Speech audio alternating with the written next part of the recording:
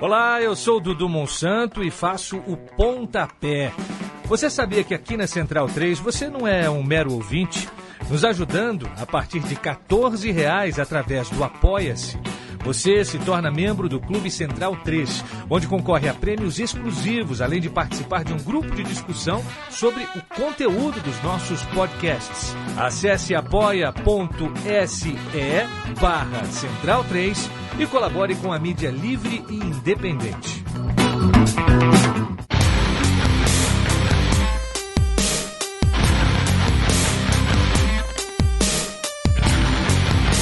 Começa agora o Xadrez Verbal. Bom crepúsculo, ouvintes da Central 3. Está começando mais uma edição do Xadrez Verbal especial sobre coronavírus. Meu nome é Matias Pinto e, como sempre, estou ao lado deles, meus amigos e companheiros, a começar por ele, Felipe Nobre Figueiredo, o homem por trás do tabuleiro.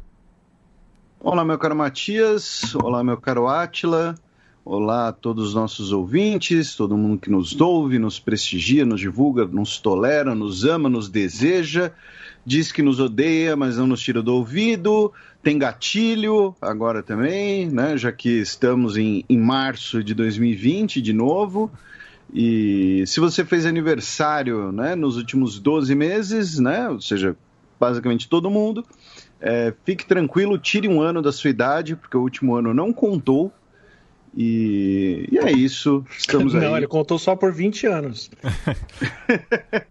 Do ponto de vista biológico, valeu por uns 3.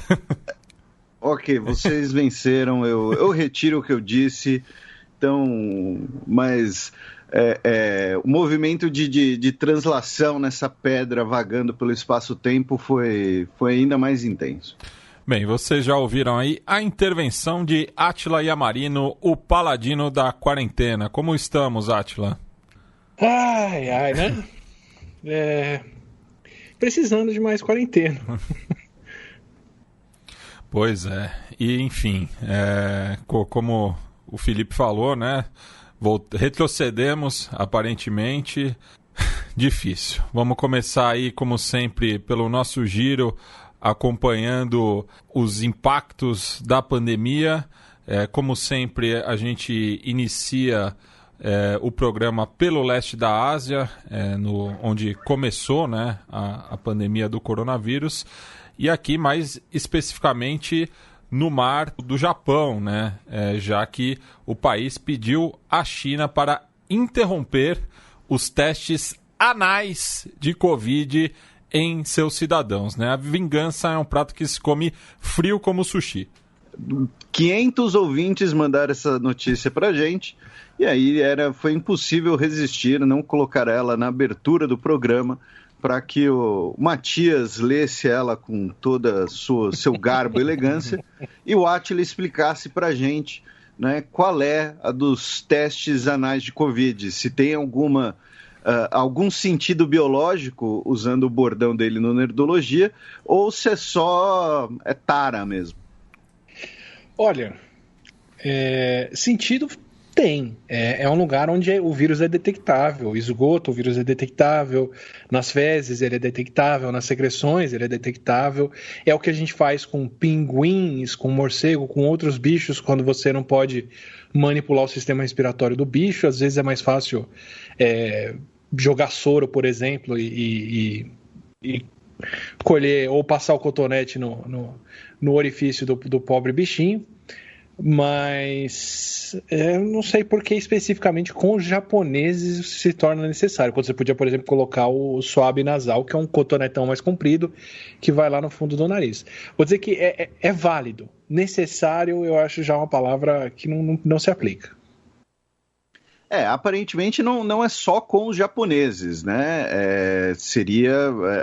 É um método que o governo chinês está usando, né, para visitantes em geral, né?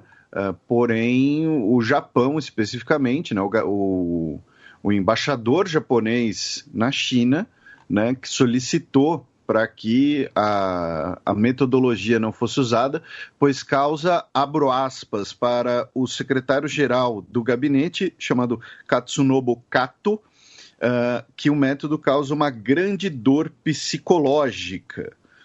Então... Eles descrevem, por acaso, porque assim, é um cotonetezinho no nariz, que eu nem sei como é esse teste.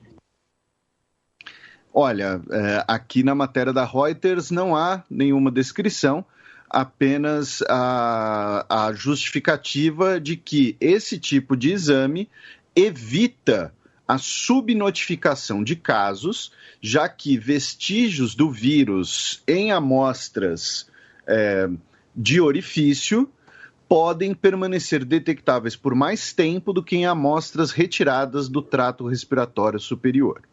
Cada dia a gente aprende uma coisa nova, né? Essa é nova pra mim. Então você está dizendo que é tara. Ainda não, mas né? Nunca se sabe. Bem, e ainda falando do arquipélago japonês, o país estenderá o estado de emergência na área de Tóquio até 21 de março. Isso, as medidas no Japão, em algumas regiões, né, em 6 das prefeituras, né, que seria algo análogo aos estados. Teve um ouvinte nosso que sugeriu a tradução província, inclusive.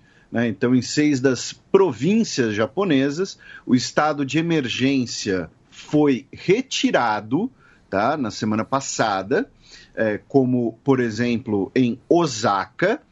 Em compensação, em várias outras, em pelo menos 4 províncias, o estado de emergência foi prorrogado, incluindo a de Tóquio, né, que é a mais populosa do Japão, com também uma grande densidade populacional, e as províncias vizinhas de Tóquio, né, Saitama, Kanagawa e Chiba.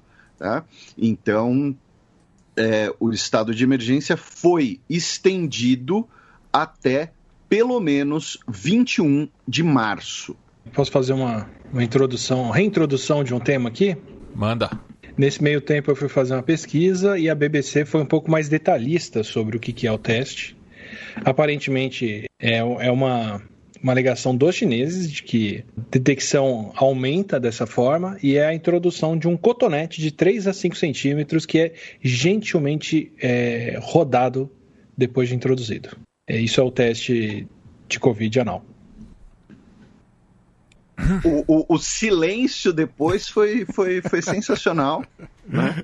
Bem, do Extremo Oriente a gente vai para o Oriente Próximo, mais especificamente em Israel, que adotou cartão digital para acesso de vacinados a academias e espetáculos.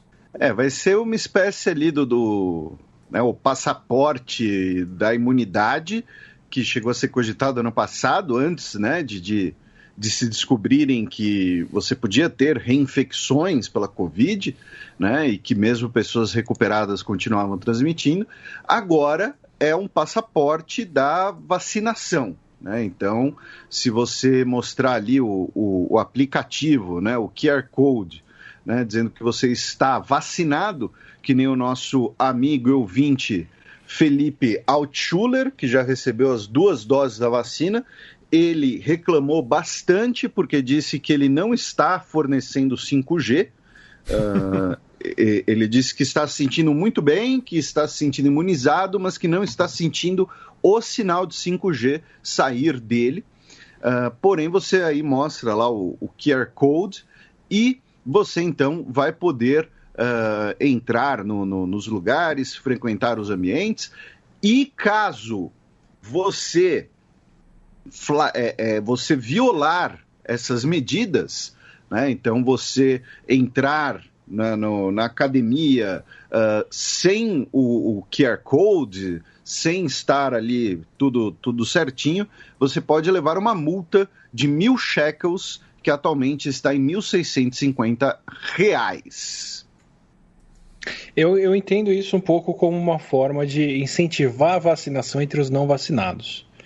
porque ainda é um pouco cedo para saber qual é o grau de proteção que as vacinas oferecem, no sentido de a gente não sabe qual a transmissão que acontece entre os vacinados. Como o Felipe mesmo falou, só estou sendo um pouco repetitivo para ser enfático.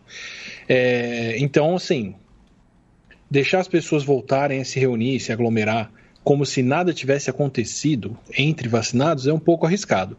Mas também é um passo a passo que uma hora tem que acontecer, a gente tem que ver como a vida pode ser retomada entre quem se vacinou. O Fauci disse nos Estados Unidos que pessoas que já tomaram as 2 doses poderiam se encontrar normalmente, vacinados com vacinados. Também acredito que vai depender do tipo de vacina, com a eficácia que ela tem e outras coisas, mas nesse caso em Israel eles usaram a vacina mais eficaz que tem, que é a de RNA.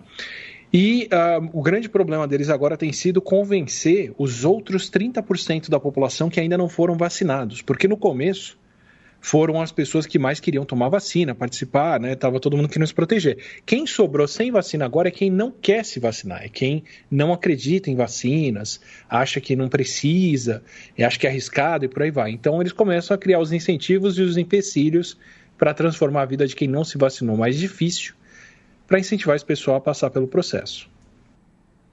Isso só porque eles não aceitaram a minha proposta de vacinação pública, disseram que não é permitido circular de cavalo e zarabatana por lá.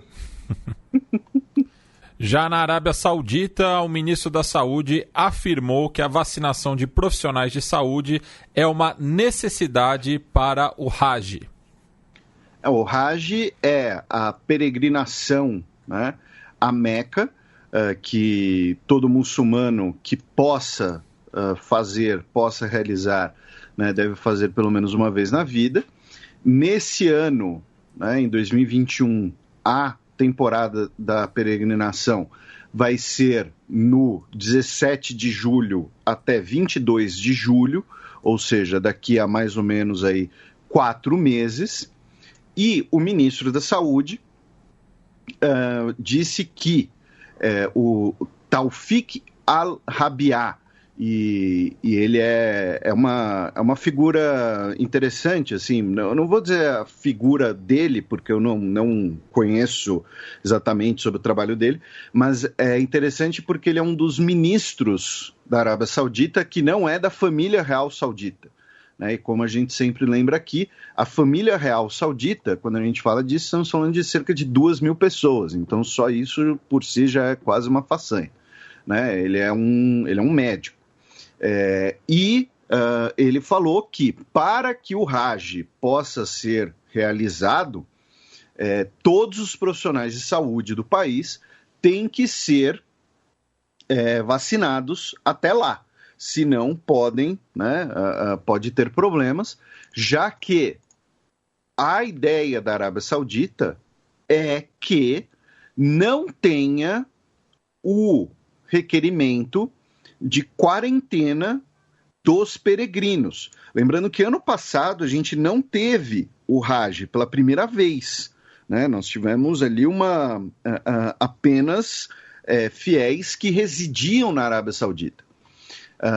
Então, se você for solicitar que todo peregrino que vá à cidade de Meca faça a quarentena, né, você vai ter ali talvez uma questão logística muito complicada, né, de onde essas pessoas vão ficar, os custos disso, se vão ser das pessoas, se vai ser do governo. Então, a ideia é que você tenha uma peregrinação, né, livre, porém, para que isso aconteça, todos os profissionais de saúde da Arábia Saudita, então, deveriam estar vacinados, né, para impedir a transmissão do vírus entre eles. Agora, economia. Pobreza na Itália atinge pior nível em 15 anos, segundo pesquisa, né? Lembrando que a Itália foi um dos países mais atingidos pela pandemia na Europa Ocidental. Isso, segundo o Instituto Nacional de Estatística, né, é o IBGE da Itália, só que não tem o B, né? A Itália está agora com cerca de 5,6 milhões de pessoas vivendo na pobreza absoluta, o que seria 9,4% da população. Isso foi um crescimento de quase 2% em relação ao ano anterior. Cerca de 450 mil pessoas perderam seus empregos e o PIB italiano, isso a gente já havia até comentado, né? O PIB italiano caiu 8,9% no ano de 2020. Né? Isso é considerado uma pessoa, né, que, tendo o conjunto, né, de bens e serviços, né, considerados essenciais para uma família, seja de um valor no norte menor de 839,75 euros por mês, enquanto no sul o padrão, né, é considerado 566,49 euros. É curioso, né, pensar que a pobreza absoluta no sul da Itália, que é a região mais pobre, equivale a R$ 3.839 por mês, tá? Somando bens e renda. Então, o tamanho da população brasileira, que por esses critérios estaria na pobreza, né, seria, assim, absolutamente chocante. Melhor nem fazer muito as contas para não cair da cadeira. E não é como se o custo de vida aqui fosse tão mais baixo do que o custo de vida italiano para fazer essa relativização, né? Sempre vai depender justamente desse referencial, né, de custo de vida em São Paulo, custo de vida em Turim, custo de vida em Catânia, custo de vida em Cuiabá, por exemplo, né, pensando numa cidade grande, mas do interior do Brasil. Então, de fato, é melhor nem fazer as contas para não cair da cadeira. E, assim, coincide não, né? Está dentro do escopo de outros padrões de vida que também diminuíram. O mundo regrediu um pouco mais de uma década em uma série de critérios por conta da Covid. A gente falou em alguns episódios atrás sobre a diferença de expectativa de vida entre brancos e negros nos Estados Unidos, que voltou a ser tão dispar quanto era há mais de 10 anos atrás. Aqui no Brasil, a expectativa de vida no Amazonas regrediu para índices de 2002, 2003, por causa do volume de pessoas que acabou morrendo recentemente, muitos jovens. Então, em diferentes aspectos, em diferentes regiões, a gente regrediu bastante, sim, com a pandemia. Bem, e ainda no velho continente, a gente começa o nosso giro por Portugal, já que com lockdown e vacina, vai do colapso a uma das mais baixas transmissões da Europa. Bem, então, aproveitando aqui, né, a gente vai fazer um breve giro pela Europa. Como o Matias já puxou, né, tivemos uma matéria da Juliana Miranda. Eu falei Juliana porque é com G, talvez seja só Juliana e eu que tenha enfeitado demais. Italianado. Na Folha de São Paulo, sobre como Portugal passou de 16.432 novos casos no dia 28 de janeiro para 979 casos na sexta-feira, dia 3 de março, ou seja, aí pouco mais de um mês, foi de 16 mil casos por dia para 1.000 casos por dia, arredondando, né, os dois números. E a matéria fala de como um lockdown rigoroso e uma campanha de imunização, né, que deu uma acelerada, acaba contribuindo para explicar isso, sendo que 2,6% da população do país, o que é um número relativamente baixo, né, já tem a vacinação completa, porém 6,2% da população, né, já receberam pelo menos uma dose. Então, proporcionalmente, o Portugal é o 5º país da União Europeia em número de doses aplicadas. Se vocês entrarem lá na matéria, tem uns infográficos, né, muito bem feitos. Eu que, como os nossos ouvintes, especialmente os mais antigos, sabem, eu tenho tara em infográficos. Eu vou pular aqui dentro dessa rapidinho. Tranquilamente dá para assumir que o que está acontecendo em Portugal até aqui da redução de casos é lockdown, ponto. 6% da população vacinada ainda é bem longe do suficiente para poder barrar a transmissão.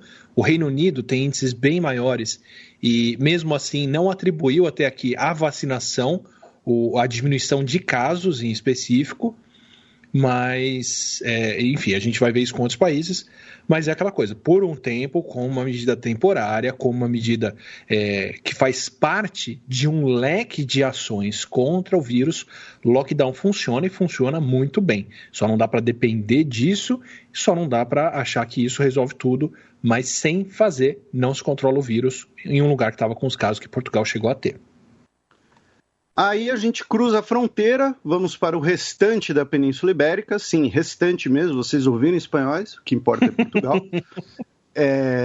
onde na Espanha os contágios em asilos e casas de repouso diminuíram bastante com o início da vacinação dessa demografia, né, que é uma das prioridades. Então, entre 18 e 24 de janeiro, nós tivemos 4.439 casos em asilos e na semana do dia 15 ao dia 21 de fevereiro, esse número caiu para 215. O número de mortes caiu de 673 para 157, sendo que 5 das regiões da Espanha não registraram nenhum contágio em asilos na semana do dia 15 a dia 21 de fevereiro. Por que esse recorte cronológico? Porque, segundo a Maria Sosa Troia, do El País Espanhol, é a última semana que tem os dados completos, tá? E em outras 5 regiões teve menos de 10 casos, tá? Incluindo aí Madrid, País Basco e Andaluzia, tá? Então, na Espanha também a vacinação repercutindo bem. Por outro lado, né, não é só aqui na nossa América Latina que a gente tem fura-fila de vacina, já que as duas, entre aspas, princesas da Espanha, porque eu coloco aspas porque eu sou um republicano, a Cristina e a Helena, elas foram visitar o papai, o rei emérito Juan Carlos, que é, né, investigado por corrupção, evasão fiscal, além de se achar um machão por matar elefantes, e para visitar o papai, elas precisavam, né, de um passaporte de imunidade. E aí, por conta disso, elas furaram a fila e foram vacinadas. Nada representa mais a monarquia do que isso, né? Jarbas, me traga uma vacina. A menina está com sede. A gente continua no mundo monárquico, vamos até o Reino Unido, onde os idosos estão seguindo a filosofia dos jovens do Twitter da década passada, a filosofia YOLO, né, You Only Live Once. Por quê? Porque os idosos britânicos com mais de 80 anos estão quebrando o confinamento depois de receberem a primeira dose da vacina, tá? 40% dos ingleses com mais de 80 anos descumpriram as regras depois de tomarem a primeira vacina, tá? Esses dados foram divulgados pelo ONS, que é o Serviço de Estatísticas do Reino Unido, o IBGE deles. Ainda no Reino Unido, o Boris Johnson anunciou o Plano Nacional para o país superar, né, a pandemia, com etapas que vão até o fim de junho. Tá? Então, vejam, o Boris Johnson anunciou no fim de fevereiro as etapas até junho, tá? Até o final de junho, ou seja, aí 4 meses de etapas para abertura e superação da pandemia, incluindo aí a campanha de vacinação. Né? Então, assim, eu estou falando isso para elogiar o Boris Johnson, elogiar o cabelo dele. Não, estou falando isso para mostrar que é possível, né? Mesmo num governo bastante afetado pela pandemia, num governo de direita, você ter aí um plano de médio prazo de como superar a pandemia. Não precisa plano de médio prazo, ponto. Pois é. Né? Então, fica aí a provocação. Mas assim, não, espera um pouquinho.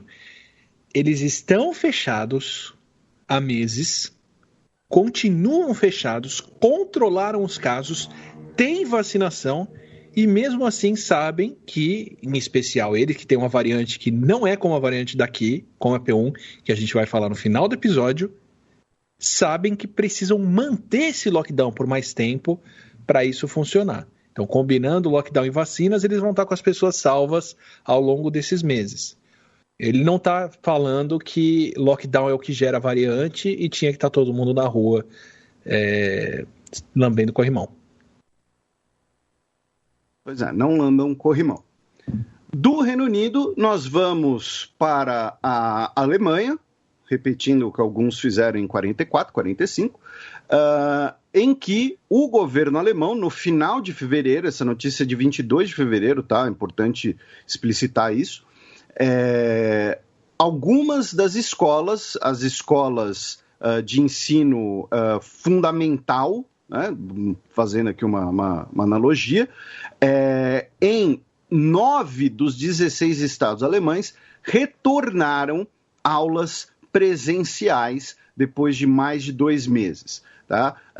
Os jardins de infância, né, também retornaram às suas atividades e a ministra da Educação, a Anja Karliczek, defendeu a decisão de reabrir as escolas, dizendo que as crianças são as que ficam mais prejudicadas sem interação em grupos e que todos os meios, né, todas as medidas para impedir a transmissão do vírus serão tomadas.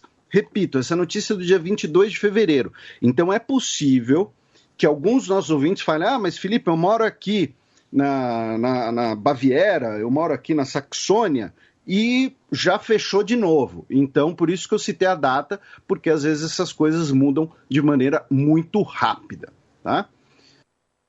Falando em crianças, né, nós vamos para a Suécia, onde nós tivemos uma publicação na Science, feita pelo Jonas Ludvigsson, do Instituto Karolinska, da Suécia, que diminuiu os riscos, né, de retorno às aulas, justamente, e essa publicação acabou sendo bastante criticada. Mais ou menos isso, né, Átila? Então, exatamente. O que aconteceu? Grande parte do movimento de reabertura se baseia nas primeiras publicações mostrando que não tem risco, ou mostrando que tem muito pouco risco de Covid entre as crianças com escolas abertas. E essas publicações vêm de onde? Essas publicações vêm do país que tem condições de acompanhar e testar isso, monitorar, e que não fechou as escolas em momento nenhum e deixou elas funcionando, que é Suécia, que inclusive vai na tendência contrária do resto da Europa e está vendo os casos subirem de novo. Mas tudo bem. E a Suécia, na verdade, é um artigo publicado no New England Journal of Medicine, que é um dos jornais mais lidos e usados por pesquisadores, principalmente da área médica do mundo, que mostrou que entre março e junho de 2020 não teve doença severa ou mortes entre as crianças da Suécia. Mas era um período que ainda não tinha os dados todos publicados, disponíveis. Então, parte dos resultados que foram publicados nesse artigo constavam como comunicações pessoais de um dos autores, que é o Jonas Por favor, fala de novo, Felipe, sua dicção é tão melhor. O nosso senhor aqui, Jonas Ludvigsson. Perfeito. O Jonas tinha colocado que uma das fontes dos resultados do artigo eram conversas pessoais com comunicação pessoal com o Anders Tegnell. Lembra do Tegnell? A gente falou várias vezes dele por aqui. O Átila da Suécia. I beg to differ, mas... Ok, ele gostaria de ser ele almeja ser o Átila da Suécia.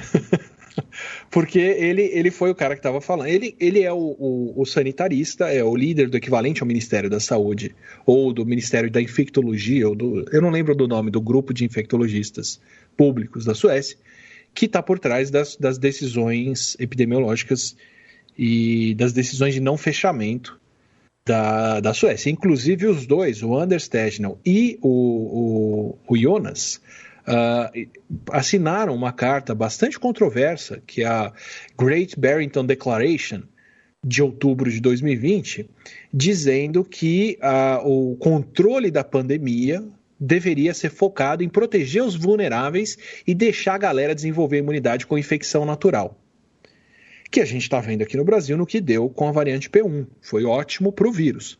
Mas, tudo bem, outubro de 2020, eles não tinham visto ainda isso, e não é como se o resto do mundo estivesse avisando que era previsível que essa merda aconteceria.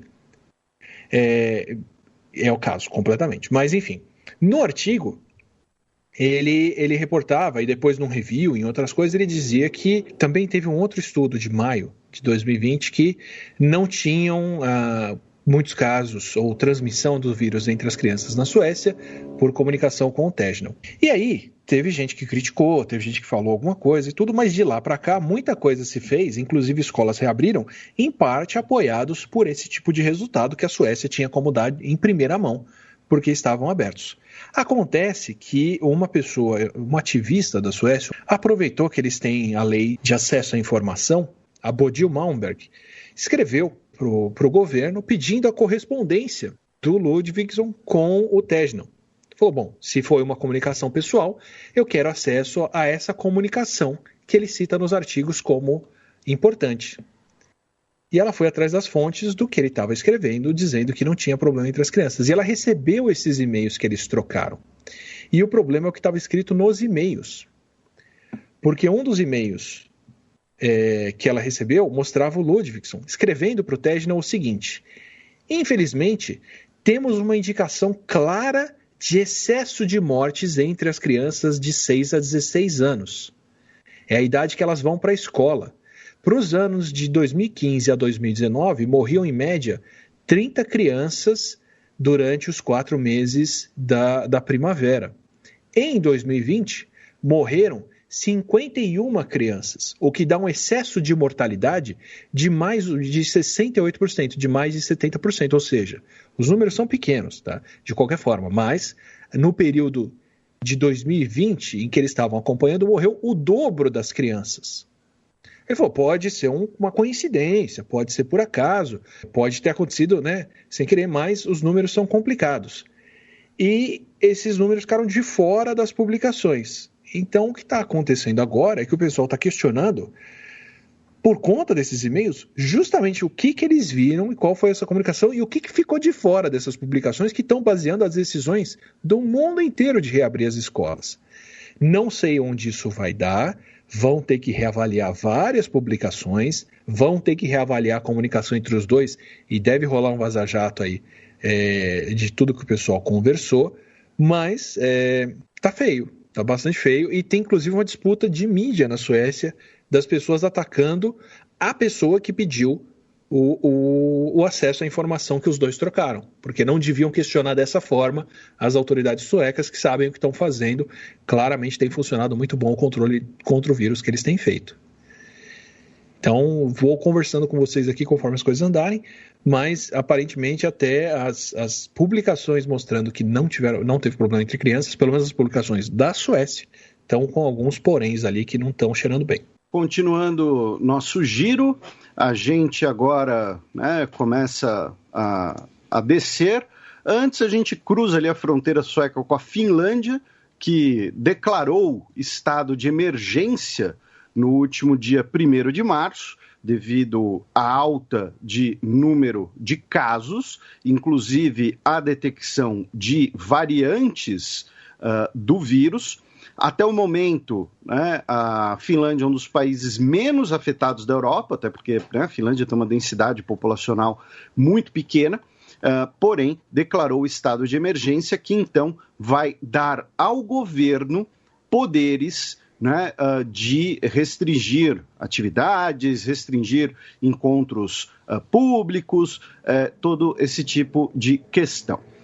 Vamos até a Hungria, onde o governo, ontem, dia 4 de março, anunciou novas medidas, né, de fechar lojas, fechar as escolas, para o que o governo definiu como uma forte terceira onda do vírus. Então, né, a gente passou aí os últimos meses falando em segunda onda, mas o Gergely Gulyas, né, o chefe de gabinete do primeiro-ministro Orbán, ele que o Gulyas, inclusive, que um tempo atrás, né, se encontrou com o Eduardo Bolsonaro, inclusive, ele disse que é uma terceira onda muito forte. Então, a Hungria voltou a tomar medidas de restrição e, finalmente, na Itália, todas as escolas em áreas que estão nas zonas vermelhas, né, foram fechadas. Tá? As escolas do que, né, entre aspas, ensino médio já estavam fechadas e agora todas as escolas nessas zonas vermelhas serão fechadas. Tá? Isso vai durar até pelo menos o dia 6 de abril. Bem, agora a gente passa para o programa COVAX, já que Gana é o primeiro país do mundo a receber vacinas via OMS. Isso, aqui a gente vai passar rapidinho, talvez não necessariamente rapidinho, né, mas a parte mais política das vacinas, e aí o Átila pode fazer os comentários que ele desejar, mas aí antes da parte mais biológica, mais fisiológica das vacinas, e como o Matias já mencionou, Gana se tornou o primeiro país a receber vacinas pelo programa COVAX da OMS, né, que é a iniciativa da OMS de tentar, né, buscar uma distribuição mais nivelada, né, especialmente para países em desenvolvimento, de doses de vacina. Tá? No caso, Gana recebeu 600 mil doses da vacina de Oxford, fabricadas no Instituto Serum da Índia. Depois foi a vez do Quênia, que recebeu mais de 1 milhão de doses da mesma vacina, também fabricadas na Índia. A Nigéria se tornou o país que mais recebeu doses pelo programa COVAX, já que recebeu quase 4 milhões de doses da mesma vacina, fabricadas também na Índia e que vão ser distribuídas pela OMS e pela Unicef também. Lembrando que a Nigéria é o país com maior população da África, é um país que ano passado teve um surto de Covid relativamente forte e, principalmente, é um país que estava com uma situação econômica muito complicada, tanto pelo conflito interno quanto pela baixa nos últimos anos do preço do petróleo, que é a principal fonte de dividendos em moeda forte do país. Aqui na América Latina, a Colômbia recebeu 117 mil doses da vacina da Pfizer pelo mecanismo COVAX. Tá? A Costa do Marfim também recebeu doses, então já temos aí o início, né, das atividades em larga escala da iniciativa COVAX.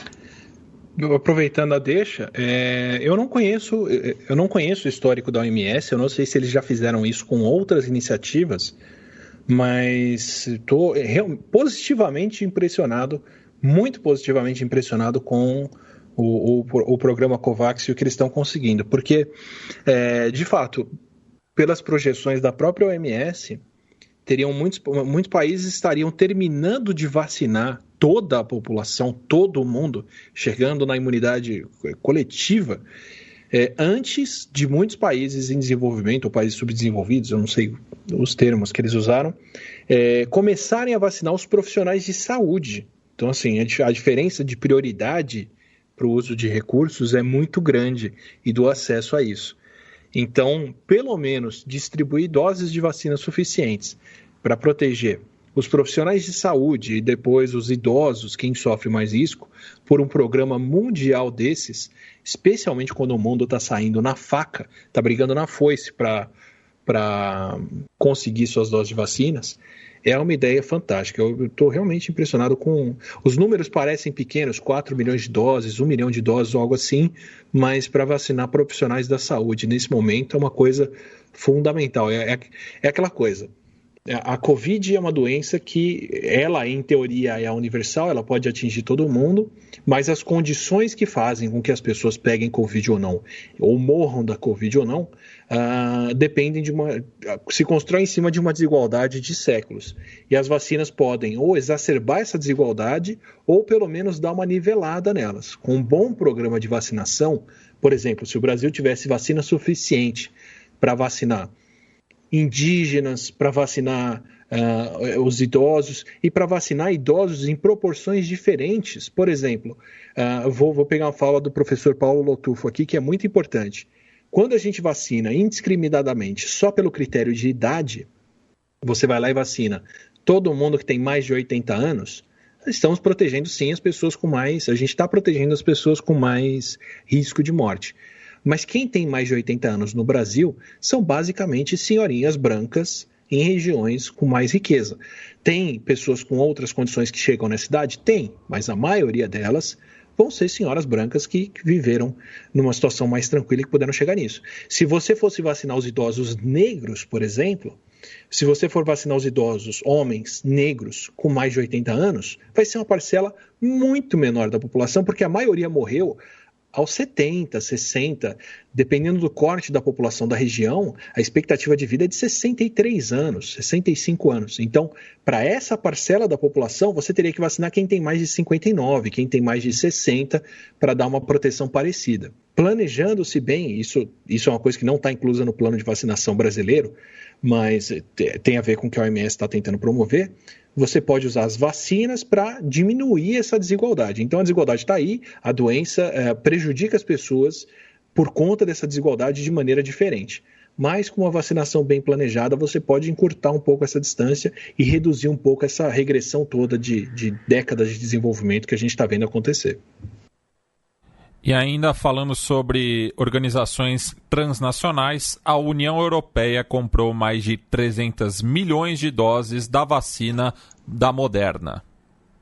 Isso, são 150 milhões para esse ano, 150 milhões por ano que vem, totalizando pelo bloco pelo menos 1,8 bilhão de doses, e esse número pode chegar a 2 bilhões e meio de doses, caso as opções com 6 fabricantes sejam executadas.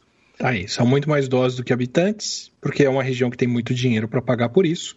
No caso da Moderna, provavelmente são todas as doses que a Moderna pode fazer por esse ano e o próximo, porque a outra parte que ela pode fazer já está vendida para a América do Norte e alguns outros países que estão pagando bem caro por essa vacina. Essa é a importância de um programa com a COVAX. Só que assim, nem tudo tá muito bem organizado, tá certinho e bonito na União Europeia, tanto que a Eslováquia reclamou da demora da distribuição de vacinas, ou seja, mostrando até mesmo um desequilíbrio interno, e a Eslováquia adquiriu 2 milhões de doses da Sputnik V, já recebeu as primeiras 200 mil doses, vai ser o segundo país da União Europeia a usar a Sputnik V, que ainda não foi aprovada pela Agência Europeia de Medicina, que é um tema que a gente vai ver, inclusive, no nosso próximo mini-bloco, quando o Átila vai comentar isso. E falando sobre a vacina russa, os Emirados Árabes Unidos enviaram 20 mil doses à faixa de Gaza. Isso, aí a gente entra aqui na parte política, né, bem mais política, de doações ou então vetos, né, de vacinas, já que os Emirados Árabes Unidos enviaram 20 mil doses da Sputnik V, como o Matias falou, o Sri Lanka recebeu 500 mil de doses da Índia, Montenegro recebeu 30 mil doses da China, e quando eu estou dizendo recebeu nesse caso aqui, é doação, tá, gente? Não é compra, tá? A Venezuela recebeu 500 mil de doses também da China, as Filipinas, que era considerado um dos países mais atrasados, né, na sua campanha de vacinação, recebeu 600 mil doses da Coronavac, da China, tá? Doação também, e a Itália barrou a exportação de 250 mil doses da vacina da AstraZeneca / Oxford, que seriam exportadas para a Austrália. Tá? A Itália fez essa objeção à exportação, alegando para a Comissão Europeia que a farmacêutica não está cumprindo os prazos das doses contratadas pela União Europeia. Então disse que, enquanto eles não cumprirem os prazos que a gente contratou, eles não vão poder ficar exportando os negócios, não. Então a Itália barrou na União Europeia a exportação desse lote para a Austrália, dizendo que não estão cumprindo o combinado com a Europa. Isso aí é a Itália falando, essas doses aqui que eles estão entregando para lá são as que eles prometeram para a gente, não vai furar fila. E é importante lembrar também que nenhum país está vetando exportação de cloroquina, então só de vacina. Aí nem de spray nasal, perdão. Aí a gente entra, né, na parte aqui fisiológica das vacinas, e aí quando o Átila vai brilhar, eu vou apenas aqui introduzir o assunto e ele faz as observações que preferir para esclarecer para os nossos ouvintes, mas vamos lá. Né? Primeiro, em Israel, onde a gente já tem, né, uma campanha de vacinação bastante extensa, o Ministério da Saúde de Israel disse que a vacina preveniu 98,9% das mortes por Covid. É claro que ao ler essa manchete, o ouvinte vai pensar, quer dizer que 1% dos vacinados morreram mesmo assim? Então o Átila vai nos explicar. A Rússia registrou a Covivac, a possível terceira vacina do país contra a Covid. A vacina de dose única da Johnson & Johnson foi autorizada nos Estados Unidos, pode ser aí mais uma opção. E temos a Agência da União Europeia iniciando a revisão contínua da Sputnik V, e a Índia anunciou a eficácia de 80% da Covaxin, a vacina indiana, produzida na Índia com tecnologia indiana, de vírus inativado, coisa que o Brasil poderia estar fazendo. Eu bato muito nessa tecla, publiquei uma coluna na Gazeta sobre esse tema, que recebeu 60 comentários, muitos deles me odiando. Eu tava lembrando de ter lido em algum lugar alguém chamando a atenção de quantas vacinas cada país desse está desenvolvendo. Então, olha aí, a Rússia lançando mais uma, como um certo colunista escreveu. Pois é, e a Índia também. Então diga aí pra gente, Átila, 1% dos vacinados vão morrer mesmo assim? A vacina da Johnson & Johnson, o que ela promete? A vacina indiana, o que ela promete? Enfim, o que você traz aí de boas novas pra gente? 1% dos vacinados morrer quer dizer que essa vacina funciona muito, mas muito. É uma das vacinas mais eficazes que a gente já viu.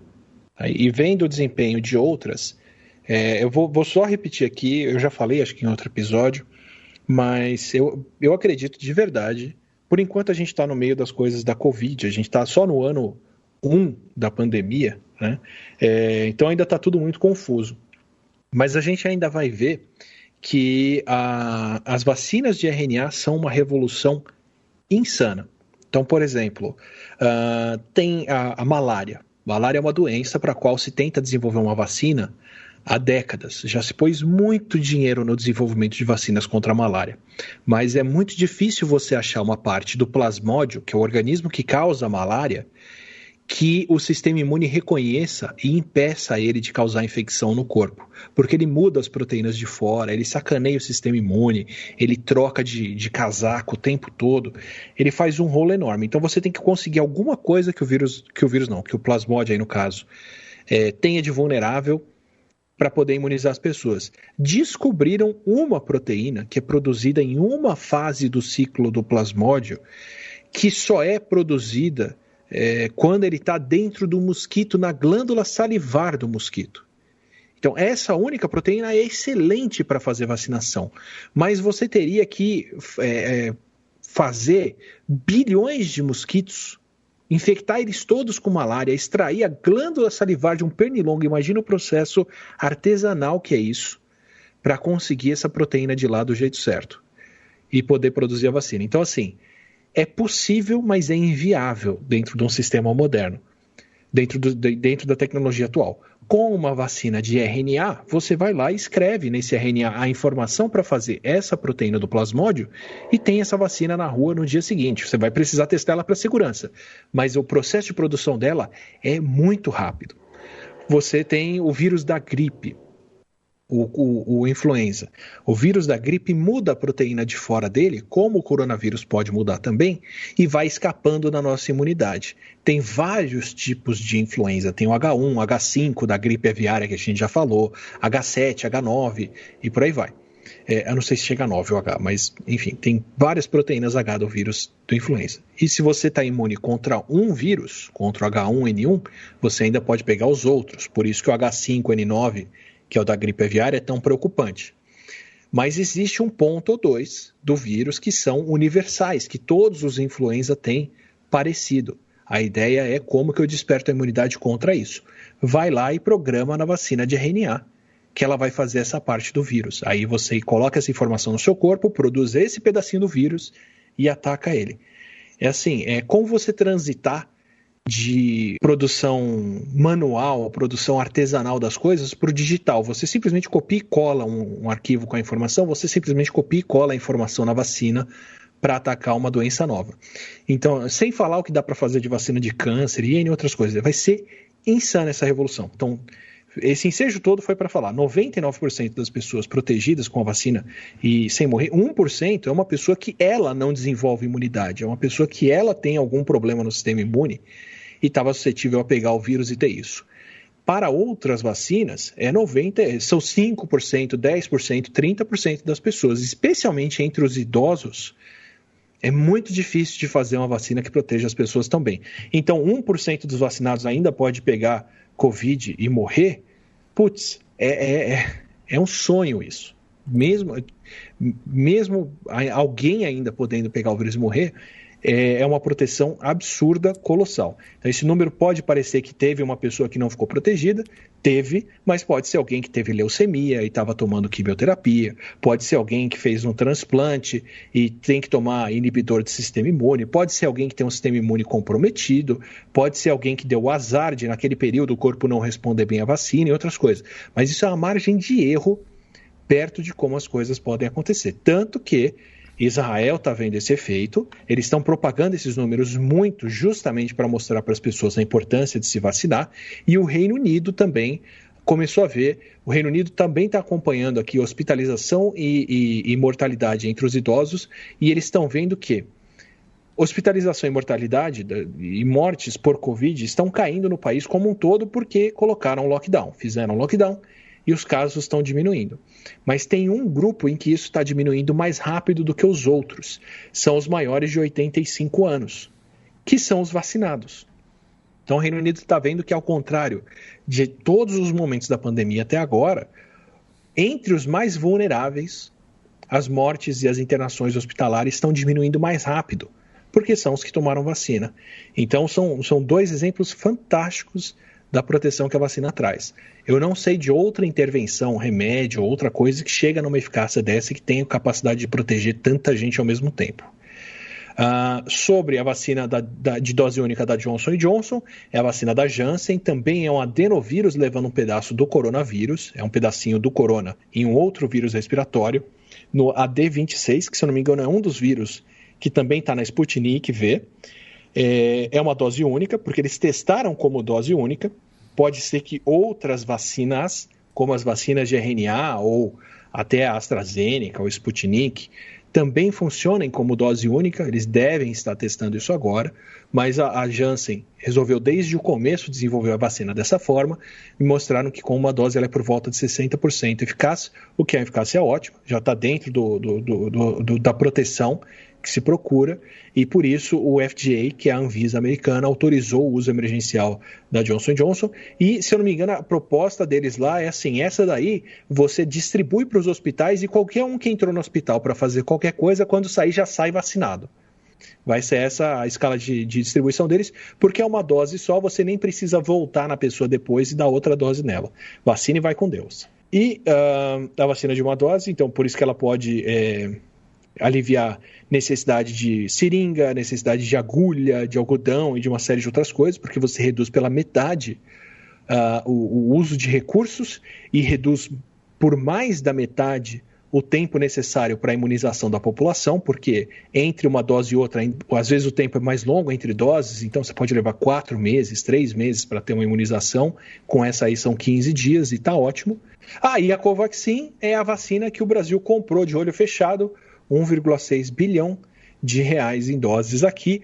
Ainda bem que ela se mostrou eficaz, porque a gente poderia ter comprado outras vacinas que já eram demonstradamente eficazes até aqui, mas que ótimo, vamos receber 20 milhões de doses de uma vacina que pelo visto é eficaz agora, se mostrou assim. Eu falo pelo visto, não porque ela não seja, mas porque eles tiraram essa conclusão com base em 40 pacientes, em 40 casos, vão precisar chegar em bem mais casos do que isso para poder bater o martelo e falar que ela é eficaz. O corte vai ser por volta de 200 casos, se não mais, mas já é um resultado bastante promissor, que dificilmente deve mudar daqui para frente.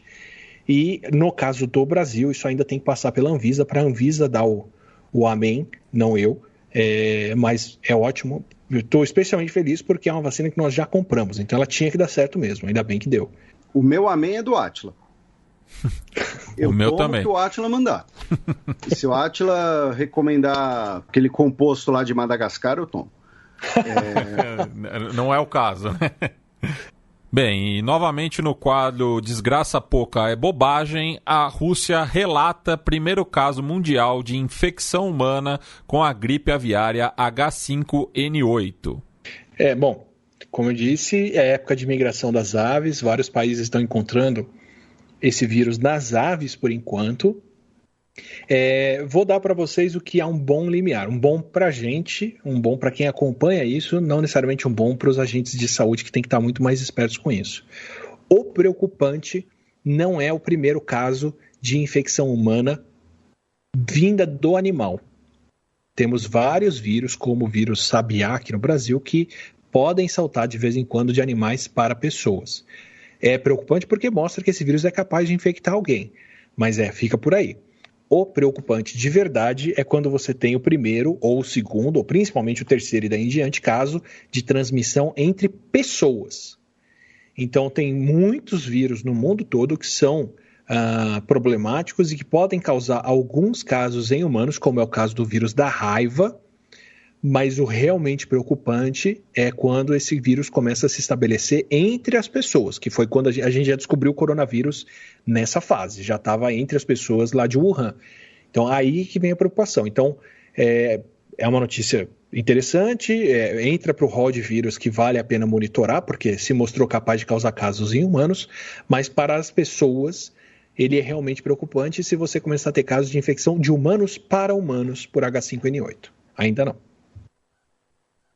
E a outra notícia no setor que o Matias, né, já muito bem nomeou como desgraça pouca bobagem, tivemos um caso de gripe suína africana detectado na China. Isso também pode ser um problema ou, enfim, só as desgraças que a gente já tem já são suficientes? Não, esse foi entre os porcos, né? Aí é um problema, isso confirma circulação do vírus, talvez levado por pessoas. Eu não sei se os porcos são transportados de um lugar para outro, mas isso é um problema para a criação de porcos, porque o que acontece? Os porcos eles são criados por 6 meses, né? Até a engorda do porco leva por volta de 6 meses. Então não dá nem muito tempo do porco desenvolver imunidade e ficar protegido contra vírus. Então, praticamente todo porquinho que está sendo criado para engorda, ele é vulnerável a qualquer vírus. Então, é muito fácil do vírus se espalhar entre eles e causar problemas. Por isso que o mundo inteiro monitora os porcos, porque eles são esse reservatório de vírus em potencial e porque a gente já viu vírus humanos saltando para os porcos. Todos os vírus de porcos de gripe suína são humanos na origem, começaram com H1N1 lá em 1918, e em alguns casos eles já voltaram para humanos recentemente, como em 2009. Então entra para o rol de vírus monitorados, mas também só se torna preocupante quando a gente tiver a segunda ou terceira pessoa em Yunnan com esse vírus contraído dos porcos ou entre as pessoas. Bem, agora a gente cruza o Pacífico Norte em direção aos Estados Unidos, já que Joe Biden anunciou vacinas para todos os adultos até o fim de maio. Passando aqui rapidinho pelas notícias nos Estados Unidos, e aí o Átila faz os comentários dele, né? O presidente afirmou que o programa terá vacinas até o fim de maio, porém, a distribuição de vacinas talvez vai demorar um pouco mais. Tá? Então, assim, tem uma pegadinha, né, nesse anúncio dele, que é o fato de que ele disse que é o tipo de colaboração entre empresas que vimos durante a Segunda Guerra Mundial para garantir o suprimento de vacinas, porém, a campanha de vacinação vai demorar um pouco mais, né, distribuir todas essas doses. O Joe Biden também determinou que por 3 dias as bandeiras nacionais, né, na semana passada, ficassem a meio mastro por luto das 500 mil mortes por Covid no país. E, do outro lado, a gente teve alguns movimentos curiosos, né, que foram o seguinte. Primeiro, no Texas, né, o governador, o Greg Abbott, anunciou a maior reversão, né, dos estados no país das políticas contra a Covid, retirando a ordem de uso obrigatório de máscara, permitindo a reabertura de empresas com capacidade total, o que inclui locais esportivos. Né? Lembrando que temos a temporada da NBA ocorrendo, daqui a pouco vai começar a temporada de beisebol, porém as ligas, né, dos times que determinam a política dos ginásios. Mas no Texas, se a liga autorizar, os estádios, os ginásios vão poder funcionar com 100% de capacidade. Tá? Ele disse que é hora de reabrir o Texas, que cansaram, né, disso tudo. Eu gostei de um tweet dos criadores de estamos sem água e estamos sem energia, não precisamos de máscaras. Porque o Texas também está com uma situação tranquila, né? Como a gente viu no último programa convencional. Aí, ali do lado, o governador do Mississippi também retirou a obrigação de máscaras, com algumas exceções, como asilos, casas de repouso e clínicas de saúde. E para mim, o mais bizarro foi o prêmio de bizarrice sobre máscaras vai para a Dakota do Norte. Por quê? Porque a Câmara dos Deputados da Dakota do Norte aprovou uma lei que proíbe os representantes locais e as escolas de ordenarem o uso obrigatório de máscaras. Então, se um prefeito de uma cidade em Dakota do Norte quiser determinar o uso de máscaras, ele não pode, por uma lei estadual. Eu achei isso muito surreal. Né? Se um diretor ou diretora de escola, né, quiser falar, os alunos vão ter que vir de máscara, né? Não, a lei estadual diz que ninguém pode obrigar o uso de máscara. Eu ia fazer questão de ser idiota. Como diria minha bisavó, estão subindo no Morro da Tolice. Aí, então assim, sobre os Estados Unidos, Átila, mais algum comentário, além do fazer questão de ser idiota? Não, alguns, assim. Um da vacinação, eles têm por que apertar, encontraram variante nova mais transmissível, e logo mais eu vou explicar por que variantes mais transmissíveis podem levar à resistência a vacinas. no vírus. Então, pelo próprio bem do controle epidemiológico, é importante eles fazerem essa vacinação o mais rápido possível. Talvez tenha a ver também com as novas condições de armazenamento que a Pfizer mostrou que são viáveis para as vacinas dela, que dá para guardar agora por 2 semanas em freezer normal, não precisa mais de ultra freezers. Então, isso deve facilitar um tanto mais no transporte, na distribuição dessas vacinas, e dá para montar mais centros de vacinação que não precisam de tanta infraestrutura. É fundamental, quem pode vacinar, quanto mais rápido vacinar, melhor. Para isso aqui a gente no Brasil precisava garantir mais doses. E especificamente sobre a suspensão de máscaras, eu não entendo. Porque assim, devolve o comércio o mais cedo possível, o quanto antes for viável, por favor. Vamos voltar com as aulas agora que dá. Tá ótimo, volta. Vamos permitir aglomerações das pessoas fora dos restaurantes, por exemplo. Porque já está muita gente vacinada e o vírus está bem controlado. Perfeito. Agora, por que as pessoas não podem continuar usando máscara? Até pelo menos todo mundo está vacinado. Qual é o problema de fazer todo mundo usar máscara? Não é caro para um americano, a máscara não gera nenhum prejuízo para quem usa. É como falar, olha, o HIV está caindo, pode andar todo mundo de tudo para fora aí, que está de boa. Não. Eu juro, eu não entendo a necessidade, muito menos a necessidade de uma lei proibindo as pessoas de usarem máscara. Aí realmente é querer ser muito idiota. Bem, agora a conexão Braswash, já diria Gilberto Gil, deu no New York Times, já que o principal infectologista dos Estados Unidos diz que está disposto a ajudar o Brasil.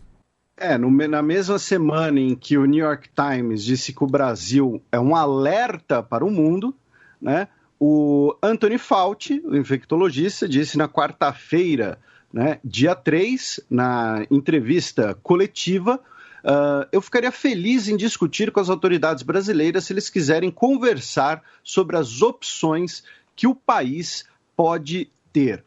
Quando eu vejo essa notícia, eu só consigo pensar no seguinte: produção da Globo News, vocês estão esperando o quê para botar Anthony Fauci e Átila no mesmo link ao vivo, tá? Com tradução simultânea? Não precisa nem de tradução pro Átila, porque ele é fluente em inglês, ele é um polímata, esse homem, mas vocês estão esperando o quê? Porque assim, o Xadrez Verbal, eu sei que a gente não vai conseguir o clearance, né, para entrevistar ele, mas vocês conseguem. Mas olha, depois que eu apareci num bolo de festa infantil, o que é muito sintomático desses tempos e é triste por esse lado, mas, né, eu acho que eu estou famoso demais para conversar com o Fauci, eu não sei se eu quero. Bem, e por último, Brasil é o segundo país com mais barreiras de entrada no exterior por conta do coronavírus. Isso, o Brasil só fica atrás, né, do Reino Unido, que tem 25 restrições específicas, só que essa conta é mentirosa. Por quê? Porque o Reino Unido tem muitas restrições porque ele saiu da União Europeia. Se o Reino Unido ainda fosse parte da União Europeia, era capaz do Brasil estar na frente, né? Mas está aí, Reino Unido com 25 barreiras específicas, Brasil com 17, África do Sul com 17, né? Todos os países que têm variantes, né, que ficaram coloquialmente conhecidas como suas. Assim, sobre os Estados Unidos, está disposto a colaborar, desculpa esnobar, Fauci, tô brincando, mas faz sentido, eles já estão com várias variantes de fora detectadas no país, já encontraram a P1 lá também, eles precisam ajudar a controlar o vírus no mundo todo se eles quiserem não ter o vírus no país. Especialmente os Estados Unidos têm uma borda muito mais porosa do que, por exemplo, tem sido a borda da China, a fronteira da China e de outros que estão controlando melhor a entrada de pessoas com o vírus. Então vão ter que fazer essa política. Bem, e ainda no Brasil, nós passamos agora para o estudo de caso dessa quinzena, no qual trataremos da variante P1 surgida aqui em território nacional.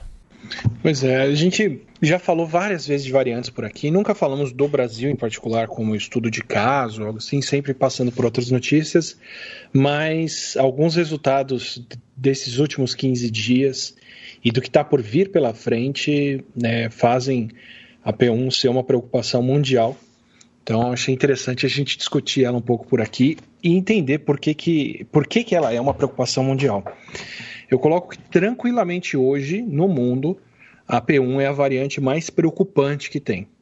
Porque a variante B117, que é a variante que detectaram primeiro no Reino Unido, ela é mais transmissível. Alguns resultados mostraram até aqui que ela é um pouco mais letal também. Então, ela é preocupante por isso. A variante B1351 ou 1351, que circula na África do Sul, é uma variante que aparentemente é mais transmissível também, mas que chamou atenção porque aparentemente ela responde menos à vacinação, né, porque os anticorpos de quem foi vacinado não reconhecem esse vírus tão bem, embora a gente não saiba qual é o efeito dele em vacinados.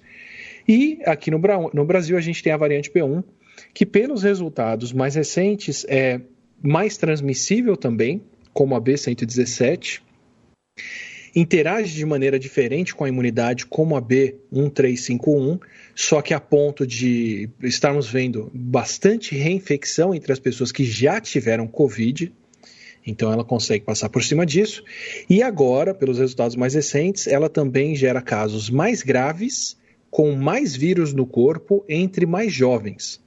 Então essa combinação de fatores torna ela especialmente preocupante para o mundo todo, porque ela está um passinho de resistência à vacinação e outras coisas que a gente ainda não viu, precisa acompanhar e monitorar, mas que são especialmente preocupantes com a P1. Então o Brasil já é o segundo país com mais fronteiras fechadas no mundo, para o qual se fechou a maior parte das fronteiras no mundo. O primeiro é o Reino Unido, onde foi detectada a variante B117 primeiro, mas é questão de tempo até esse fechamento ser maior com o Brasil do que com o Reino Unido, por dois motivos. Um é que o Reino Unido, essa variante B117 já não está mais contida só no Reino Unido, ela já foi detectada em vários países do mundo, Estados Unidos, grande parte da Europa, ela já está causando a maioria dos casos em vários outros países, além da Inglaterra, e está se criando a noção da preocupação que é a variante P1, e porque ela começou a ser detectada fora do Brasil mais comumente. Por enquanto são 4 ou 5 países, mas o primeiro país já que falou sobre essa variante foi descoberta no Japão, de pessoas que tinham voltado do Brasil. Queria discutir um pouquinho do porquê que ela é especialmente preocupante e do que quer dizer a gente ter uma variante dessas aqui. O mundo inteiro deve ter as suas variantes circulando, e as variantes preocupantes, porque mudanças, pequenas mutações, pequenas diferenças no vírus são um processo natural que a gente espera que aconteçam o tempo todo conforme ele circula. Isso é o acaso, isso é o processo que gera a diversidade da vida. Mas, para ser preocupante, para essa variante chamar a atenção das autoridades, para isso virar um motivo de atenção no mundo todo, algumas coisas são importantes. Uma delas é você ver essa variante se tornando mais frequente e mais comum. Então, quando uma região tem casos ativos e um vírus em particular começa a predominar numa região dessas, como foi o caso da B117 no Reino Unido, isso quer dizer que ela pode ser mais transmissível, e aí a preocupação aumenta. Variantes que são mais transmissíveis, o mundo já deve estar cheio. A gente tem essa do Reino Unido, agora tem sido detectada uma outra variante no México e na Califórnia, que aparentemente também está se tornando mais comum e gerando mais casos. E isso é o que a gente espera de um vírus que saltou para o ser humano recentemente. Como a gente já falou várias vezes por aqui, o SARS-CoV-2 é um coronavírus de morcegos, ele circula entre morcegos originalmente, por tudo que a gente sabe, e saltou para humanos direto ou indiretamente, mas como ele entrou no ser humano recentemente, ainda deve ter bastante margem para o vírus se adaptar ao nosso corpo, para ele aprender a reconhecer melhor as nossas células, trabalhar melhor na nossa temperatura, ou favorecer alguma outra coisa que aumenta a transmissão dele. No caso da variante B117, por exemplo, os testes que estão sendo feitos no pessoal da NBA, que está tentando pelo menos manter os atletas testados e sem Covid, como futebol aqui, né? E daí só deixa eu fazer um esclarecimento, Átila, que a NBA teve uma iniciativa bem sucedida na temporada passada com a bolha da Disney, né? Mas na temporada atual as equipes já voltaram a exercer o mando de quadra, inclusive dependendo do estado com público parcial. Porque afinal o vírus sumiu, né? De lá para cá. Ah, sim, nem parece que é o país com o maior número de mortes em números absolutos. Exato. E por conta, né, do valor dos atletas e de tudo, os times testam as pessoas regularmente, e quando alguém testa positivo, eles testam continuamente essas pessoas para levar o jogador de volta a campo o mais cedo possível, inclusive. E quando voltar com segurança. Então, são pessoas que são testadas com os testes mais caros constantemente. E aí, nessas pessoas monitoradas, se viu que quem pegou a variante B117 ficou com a carga viral alta no corpo, com um período que é mais infeccioso, que é quando você produz mais vírus por mais tempo do que o SARS-CoV comum. Então, ainda precisa de mais estudo, de confirmações e outras coisas, mas tudo indica que quem pega essa variante que circula no Reino Unido não produz necessariamente mais vírus no corpo, mas pode ficar infeccioso por mais dias. Então, ao invés da janela de transmissão ser de 4 a 5 dias, como a Covid tradicional, a pessoa que tem a variante B117 fica infecciosa por 5, 6, 7, 8 dias às vezes. E aí, por isso, esse vírus consegue ser mais bem transmitido. Mas isso a gente espera que aconteça em todo lugar, porque é o processo de adaptação do vírus ao ser humano. Uma variante mais transmissível vai se transmitir mais cedo, vai se transmitir mais rápido, e aí ela vai se tornar dominante. Isso é a evolução acontecendo. Então a gente espera que isso aconteça. E espera que isso aconteça mais frequentemente, onde tem mais casos. Então, Reino Unido foi um lugar, África do Sul foi outro lugar, Califórnia e México estão com bastante casos, Brasil também, e por aí vai. Provavelmente outros países, como Bolívia, Chile, Irã e outros que a gente já citou aqui no podcast, no Xadrez Verbal, com suspeita de muitos casos, mas que não tem uma transparência tão grande, ou não acompanham tão de perto, ou não têm condições de fazer tantos testes, é muito possível que já existam outras variantes bem transmissíveis. Mas a P1 tem uma outra característica além disso, que é a capacidade de conseguir infectar de novo quem já teve, além de ser mais transmissível. Então, vale a pena olhar um pouquinho mais em detalhes por que ela faz isso e qual a relação disso com o resto e quais são as consequências disso.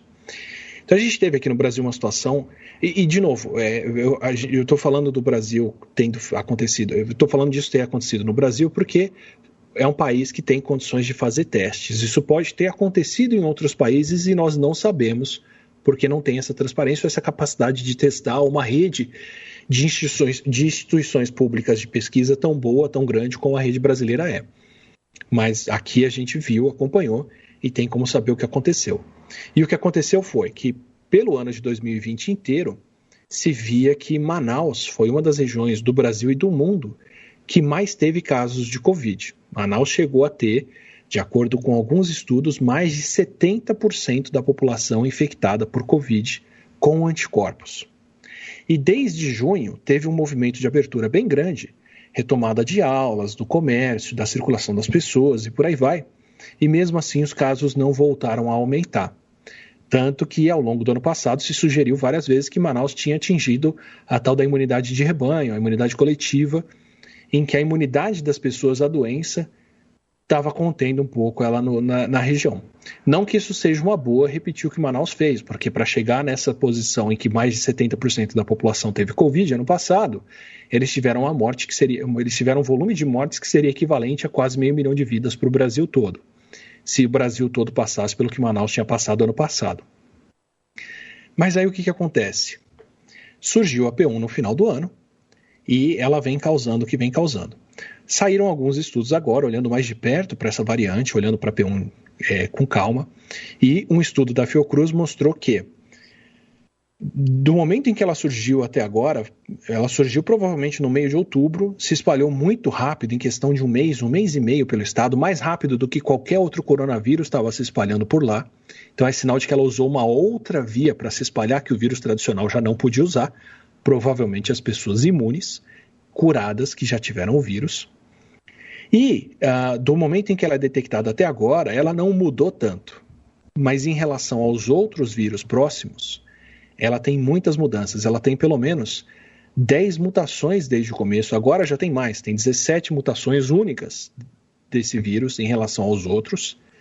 Pelo menos 10 delas importantes, que não se viu em nenhuma outra linhagem, em nenhum outro vírus, apesar de estarem amostrando na região do Amazonas.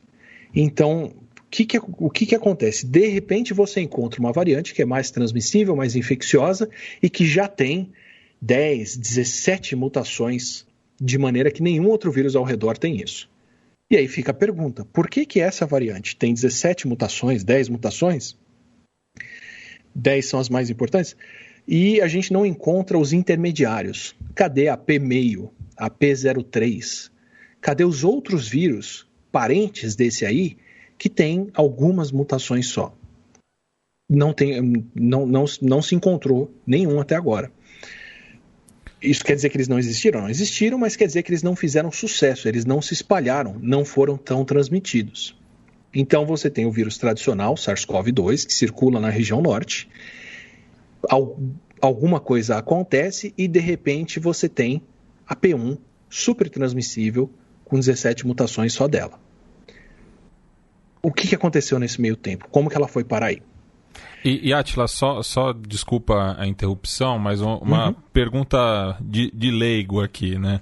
Temos o SARS-CoV-2, que já é uma evolução, né, de um vírus primitivo e que transmite, né, a doença que é a Covid-19, né? Então, a gente está tratando aí de um quadro evolutivo de milhares de anos, né? Então, imagino que também, né, antes da SARS-CoV-2, também tivemos outros vírus dessa família que também não prosperaram, correto?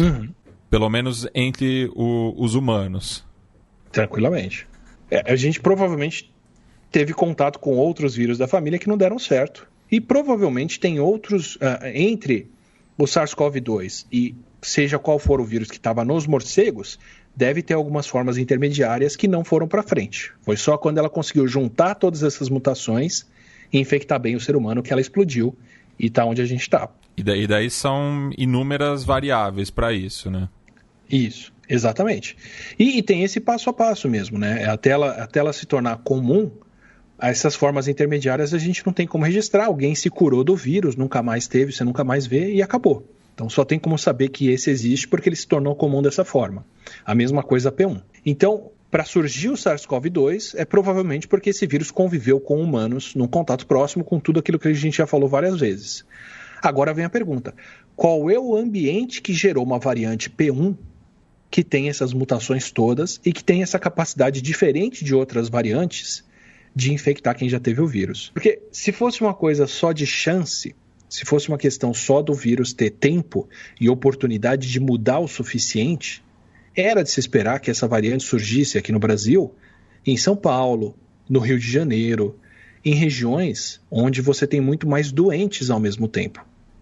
Proporcionalmente. Uma densidade populacional maior também. Exato. Porque, né, proporcionalmente, não só a densidade, mas o número de pessoas mesmo. Sim. Porque 70% de Manaus... 70% das pessoas em Manaus tiveram Covid. Vamos imaginar que essa estimativa é realista, está certa.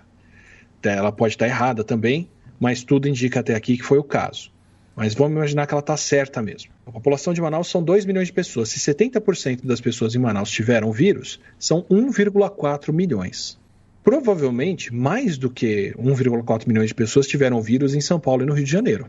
E a região metropolitana da capital amazonense é de quase 3 milhões, né? É bastante gente. É verdade. A grande Manaus. Isso. Então, mas assim, em números absolutos, você vai ter mais gente provavelmente com Covid em São Paulo, Rio de Janeiro, outros lugares. Então, se fosse só uma questão de chances, não necessariamente o vírus deveria vir daí. O que Manaus tinha de especial que as outras regiões não têm é esse limiar de imunidade, essa possível imunidade que 70% da população chegou a ter. E aí entra o pensamento biológico, que é, ok, dadas essas condições, o que pode fazer uma variante surgir? Bom, pelo estudo inglês lá, por um estudo que fizeram no Reino Unido, entre profissionais da saúde, eles acompanharam os profissionais da saúde por 6 meses para ver quantos deles poderiam ter Covid de novo, para entender o quanto alguém que pegou Covid e se curou está protegido. Na época, durante o ano passado, até o mês de outubro, eles chegaram no número de por volta de 80% das pessoas curadas não pegaram o vírus de novo. Então, durante 6 meses, pode ser que com o tempo essa imunidade caia, mas pelo menos pelo período de 6 meses, a proteção era de por volta de 80% de quem teve Covid. Se você acha essa proteção interessante, boa sorte com as sequelas da doença. Mas é isso. Então, se você pegar um grupo de 10 pessoas que tiveram Covid, 2 podem pegar de novo, 8 não. Para o vírus tradicional. Um vírus mais transmissível, uma variante que consegue infectar mais pessoas, como é o caso da B117, como é o caso, tudo indica, da B1351 e por aí vai, esse vírus, mesmo se ele não escapar da imunidade, mesmo se ele não tiver nada de especial para escapar dos anticorpos, ele vai infectar as pessoas com a mesma proporção de curados e não curados. Como ele é mais transmissível, dada a mesma oportunidade de encontrar as pessoas, ele vai ser melhor, mais competente em encontrar essas pessoas que estão curadas, mas não estão imunes, não estão protegidas de verdade. Então imagina que eu tenho uma aglomeração numa festa de fim de ano, festa dos curados. Só vai quem já teve Covid e está todo mundo curado. E todo mundo se aglomera. De repente uma pessoa chega lá com Covid de novo. Essa pessoa já teve Covid, mas ela está com o vírus de novo e ela foi nessa festa. Se ela levar o vírus para a festa, nessa festa de 1.000 pessoas, de 1.000 curados, 200 pessoas poderiam pegar novamente o vírus tradicional. Só que não quer dizer que nessa festa o vírus vai encontrar essas 200 pessoas. Ele pode encontrar 50, 60, 30 delas e causar esse número de infecções aí. Já um vírus mais transmissível, nessa festa dos curados com 1.000 curados, ele consegue encontrar 100, 150, talvez até os 200 curados lá dentro, porque ele é mais transmissível, então ele está o tempo todo sendo mais transmitido. Então ele vai conviver melhor com as pessoas que já tiveram a doença e vai conseguir infectar mais gente no total que já teve a doença, mas não tá protegida, né? Essa imunidade não é suficiente para proteger essas pessoas. E agora ele pode começar a se espalhar por uma população que o vírus tradicional não pode, que é a população que está imune. Se grande parte da população de uma região está imune, esse vírus tem muito mais oportunidade de se espalhar do que o vírus comum. E agora que ele está convivendo e se espalhando só entre as pessoas que estão imunes, ou principalmente entre as pessoas que estão imunes, se ele começar a ganhar uma mutaçãozinha, 2 mutações, 3, que fazem ele escapar ainda mais da imunidade, tem mais gente que ele pode infectar agora. Ao invés de infectar só 20%, que são as pessoas que não desenvolveram a imunidade protetora, ele agora pode infectar 30%, 40%, 50%. E ele vai aumentando essa capacidade se essas pessoas estiverem se aglomerando sem máscara, se juntando. Então, com o tempo, o que a gente espera da evolução? Que esse vírus melhore a capacidade dele de se espalhar entre essas pessoas tão imunes. E pode até ser que dentro das pessoas que nunca tiveram Covid, ele não cause uma infecção. Ele não seja não seja um vírus muito competente, ele não seja lá o melhor causador de doença. E aí a gente não vai ver esse vírus na população como um todo, porque toda vez que ele infecta alguém que nunca teve Covid, se essa pessoa está se expondo e ela pega a Covid normal, o vírus normal passa por cima dele. Então ele não consegue competir com o vírus normal, ele só consegue ser viável dentro dessa população imune onde o vírus normal não entra. Até a hora em que ele acumula mutações suficientes. Ele escapa tanto da imunidade, ele acumula tantas mudanças, que agora ele consegue voltar e infectar muito bem, mesmo quem não teve Covid. Ele pode sair desse nicho que ele estava, dessa população. Só que agora você não tem mais um vírus muito transmissível. Você tem um vírus muito transmissível que tem a população de curados e não curados para infectar. E agora ele pode circular muito mais. E, Átila, fazendo uma comparação com os vírus que a gente já convive há mais tempo, né? Da própria gripe, né? H1N1, enfim, que também passam por diversas mutações e as vacinas têm que ir se adaptando justamente a essas mudanças num curto espaço de tempo e já com as campanhas de imunização ao redor do mundo. Qual é a perspectiva do impacto dessa variante brasileira para o resto da comunidade internacional? Então, por enquanto, só pelo fato de ela ser mais transmissível, já quer dizer que a comunidade internacional vai precisar de mais vacinação para se proteger dela. Porque, imagina assim, quanto mais transmissível é o vírus, mais você tem que vacinar as pessoas para ninguém pegar ele. Porque o vírus vai ser um vírus muito transmissível, vai conseguir encontrar quem não tomou a vacina. Então, o vírus do sarampo, que é hipertransmissível, só é parado. Você não tem transmissão comunitária de sarampo só quando 95% da população tomou a vacina contra o sarampo, que é muito eficaz. Um vírus como o vírus da gripe, que não é tão transmissível, ele infecta 2, 3 pessoas, você pode vacinar 60%, 70% da população e isso já ser o suficiente para o vírus não poder circular mais entre as pessoas. Então ele vai ter uma facilidade maior de voltar no ano seguinte, porque você nunca chegou tão longe, protegeu tanta gente, mas em pouco tempo de vacinação você consegue segurar ele de novo.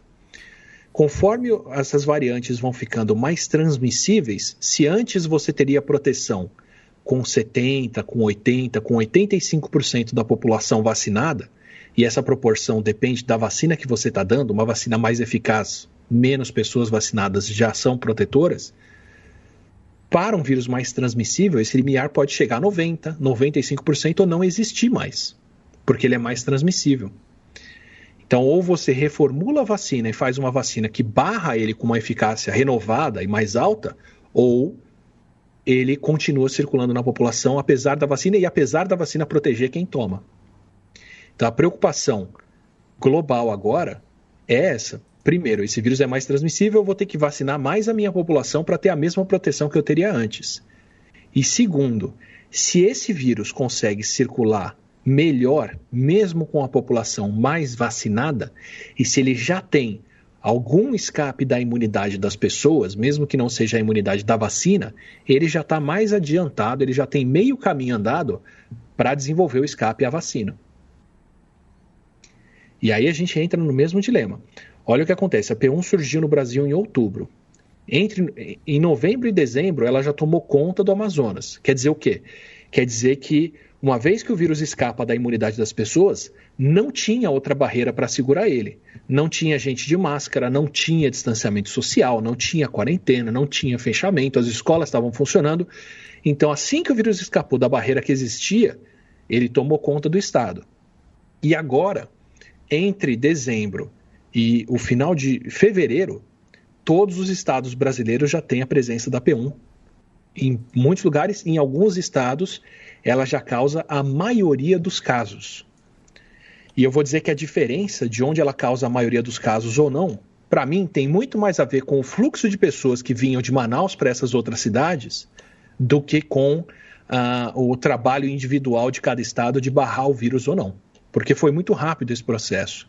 Enquanto a gente grava aqui ontem, dia 4 de março, a Fiocruz soltou um relatório mostrando qual a proporção de pacientes com a variante P1 pelo Brasil todo. Eu vou abrir ele aqui porque eu já estava atrasado, peraí. Então, até aqui, até o dia 4 de março, provavelmente esses dados são de um pouco mais final de fevereiro, Ceará já tinha 70% de P1, Pernambuco 50%, Alagoas 40%, Minas Gerais 30%, Rio de Janeiro 63%, Paraná 70%, Santa Catarina e Rio Grande do Sul por volta de 63%. Então, assim, como eu disse, essas proporções para mim, inclusive, seriam mais explicadas pelo fluxo de pessoas do Amazonas para essas regiões do que necessariamente com o esforço individual de cada estado para proteger. Mas assim que o vírus surgiu, ele já espalhou pelo país todo. Ou seja, ele está mostrando que existem portas abertas para o coronavírus circular aqui. Então não é o que causa casos no Paraná, não é só o vírus paranaense. É também a doença vinda de outras regiões. O que causa casos no Ceará não é só as pessoas com vírus no Ceará, são as pessoas vindas de outro lugar para o Ceará também. Com as fronteiras abertas entre estados, é isso que acontece. Então, essas condições, você não ter medidas de distanciamento e contenção e contar com a imunidade que as pessoas fizeram para segurar o vírus, se ela se mantém, a gente pode trocar a imunidade de curados por imunidade de vacinados e o dilema vai ser o mesmo. Se a gente continuar tendo aglomerações como o Brasil teve ano passado, mesmo depois da vacinação, e for contar só com a vacinação para impedir o vírus de circular, as mesmas condições que fizeram uma variante que escapa da imunidade natural da doença vão continuar existindo para gerar variantes que podem escapar da imunidade das vacinas também. Então, as condições que criaram a P1 no Brasil e que fazem da P1 ser um vírus único no mundo, uma variante única, porque é um vírus que comprovadamente tem escape da imunidade das pessoas, são as mesmas condições que fazem vacinas falhar. A gente não tem evidência disso agora. Eu tomo vacina feliz qualquer dia da semana, independente de variante ou não, mas sem fechamento e distanciamento, o que gerou um vírus que escapa da imunidade natural também pode gerar um vírus que escapa da imunidade da vacina. E se a gente demora para vacinar, se a gente demora para distribuir uma vacina, estamos criando mais chance ainda disso acontecer. Então, eu queria dar esse destaque para a P1 aqui e para o que está acontecendo, e o mundo percebeu isso, porque é justamente isso. Se ela surgiu aqui com essa capacidade de escapar de imunidade, outras variantes podem surgir pelo mesmo processo que vão escapar de mais imunidade ainda. Por isso que países que começaram a vacinar a sério, e a gente falou de vários durante o episódio, fizeram fechamento e vacinação juntos, porque você tem que controlar o vírus para reduzir os casos e distribuir a vacina rápido o suficiente para não dar tempo dele escapar disso. No Brasil, com as condições de 2020, o Brasil de 2020 teve as condições para gerar um vírus que escapa da imunidade. Se em 2021 o Brasil tiver as mesmas condições, a gente pode sabotar inclusive a vacinação. Não necessariamente toda a vacinação, cada vacina gera uma imunidade diferente, a gente vai descobrir ainda que algumas são melhores ou piores contra variantes, e aí correr atrás para distribuir mais uma dose dessas vacinas que são as melhores contra essas variantes. Então pode ser o caso, lá no futuro, de quem tomou 2 doses da vacina A, tomar uma 3ª dose da vacina B, ou por aí vai. Deve ter combinações que são melhores, a gente ainda não testou para saber, mas é isso. Onde surge uma variante dessa que é única no mundo, surgem outras também. Isso é muito sintomático de uma situação bastante problemática que a gente tem aqui no país, que são pessoas circulando e se encontrando sem proteção e aglomerando e dando condições do vírus ser transmitido. Se são pessoas curadas se encontrando, circulando e dando oportunidade do vírus ser transmitido, o vírus que vai ser transmitido é um vírus que infecta pessoas curadas. Se a gente dá as condições, o vírus passa por cima e a evolução acontece. Foi o que a gente fez até aqui e pode ser a receita para o Brasil se tornar o ponto de origem de mais variantes preocupantes, inclusive variantes preocupantes para a vacinação.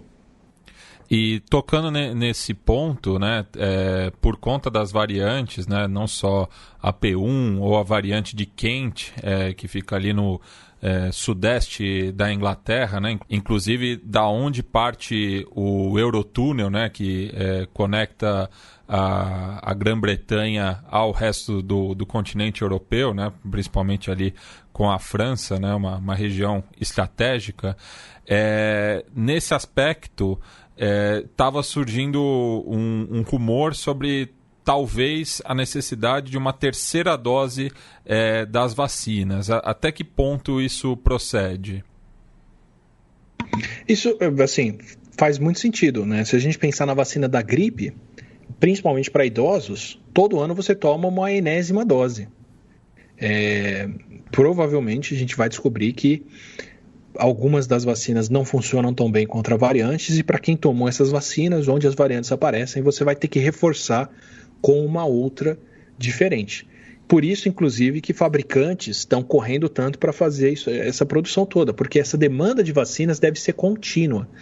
Provavelmente a gente não vai chegar num ponto em que se comprou 14 bilhões de doses, ou sei lá, a combinação que for para todo mundo estar protegido, e todo mundo no mundo tomou 1 ou 2 doses e acabou. Provavelmente a gente vai ter ciclos anuais ou bianuais, a cada 2 anos, de voltar e dar uma outra dose nas pessoas. Por enquanto, seria uma terceira dose, porque o regime que a gente viu de vacinas e acompanhou até aqui é de 2. Mas provavelmente vai ter uma quarta, quinta e por aí vai. Bem, dado o adiantar da hora, infelizmente não teremos comentários dos nossos ouvintes e deixo espaço para o nosso paladino da quarentena se despedir. Falte-me liga, desculpa aí. Beijo para todos, muito carinho, se protejam e se cuidem. Agora falando um pouco sério, o que eu falei sobre a P1 aqui é porque é uma coisa muito importante. A gente está sempre falando de outros países, mas o Brasil está na contramão dos casos do mundo. Os casos estão explodindo aqui no país, como nunca antes nós passamos. Enquanto a gente grava aqui, Valor Econômico, entrevistando o ministro da Saúde, conseguiu a estimativa que eles estão usando lá, de que ainda no mês de março a gente deve passar de 3 mil mortes por dia. E eu não sei se as medidas que alguns estados estão tomando vão ser suficientes para reverter isso, mas multiplica 3 mil mortes por dia por mês, você vai ter quase 100 mil pessoas, estica isso por alguns meses e não é um cenário legal. E é o Ministério da Saúde do Brasil que está vendo isso, tá? Não tem sido o órgão mais disposto a entender a pandemia como um problema. Então, estamos no momento mais sério até aqui, que ainda vai ficar mais sério. Desculpa, 1 ano depois dessa história, estar pedindo para vocês ficarem em casa, mas se teve algum motivo para alguém ficar em casa desde o começo da pandemia, esse é o motivo. Assim, se você achou razoável manter distanciamento e fazer as coisas em março do ano passado, em abril, em maio, em qualquer mês dessa história, hoje você tem muito mais motivos para fazer isso do que naquela época. Em número de casos, severidade da doença, chance de pegar essa variante que é mais transmissível, chance de desenvolver sequelas e complicações de uma variante que causa uma doença mais grave. Eu estou hoje no grupo de virologistas que faz testes e eles estão discutindo como esse vírus é muito mais detectável nas pessoas, porque ela tem muito mais desse vírus no corpo e gente mais nova. Então, assim, se teve algum motivo para você se cuidar e mudar um pouco a sua vida em relação à doença, hoje você tem mais motivos para isso. Então, se cuidem bastante, se protejam, porque a gente vai precisar. Vai ser um período bem difícil daqui para frente. Bem, Felipe, e o que dizer depois disso? Só mandar um abraço, um beijo no pulmão.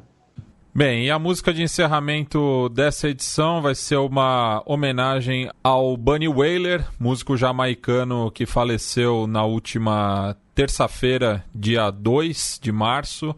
Ele que formou, juntamente ao Bob Marley e o Peter Tosh, o grupo The Wailers, do qual ele acabou tomando emprestado para ser o seu nome artístico, né, já que ele nasceu como Neville O'Reilly Livingston. E a gente vai fechar com a faixa título do seu primeiro álbum solo, Black Heart Man.